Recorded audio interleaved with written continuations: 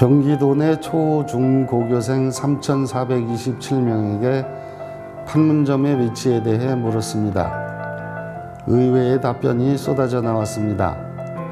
우선 판문점이 어디 있는지 모른다는 답변이 39.2%로 가장 많았습니다. 강원도 22.7%, 서울시 7.9%, 인천시 2.9%로 잘못 알고 있는 응답자가 33.5%로 뒤를 이었습니다. 결국 응답자의 72.7%는 판문점의 위치를 모른다는 결론에 이르게 됩니다.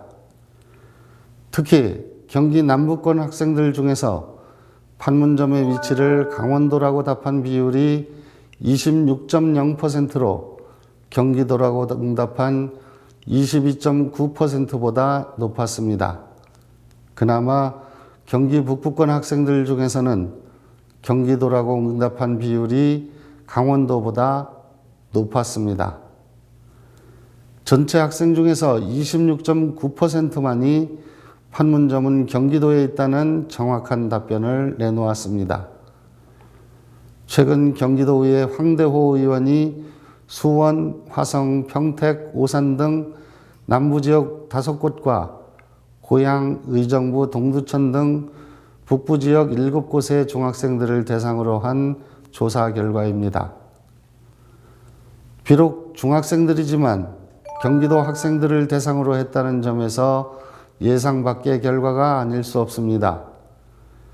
판문점은 지난 6월 30일 북미 정상회담으로 세계인의 이목을 사로잡았던 곳입니다. 그리고 채 한 달여도 지나지 않은 상황에서 나온 조사 결과입니다. 분단국의 엄중한 현실을 살아가야 하는 청소년들에게 평화통일교육은 매우 중요합니다. 젊은 세대의 통일교육은 국가의 장래와 직결되기 때문입니다. 물론 판문점의 위치를 정확하게 모른다고 해서 통일에 대한 관심이 낮다거나 통일교육이 잘못됐다고 단정하기는 어렵습니다.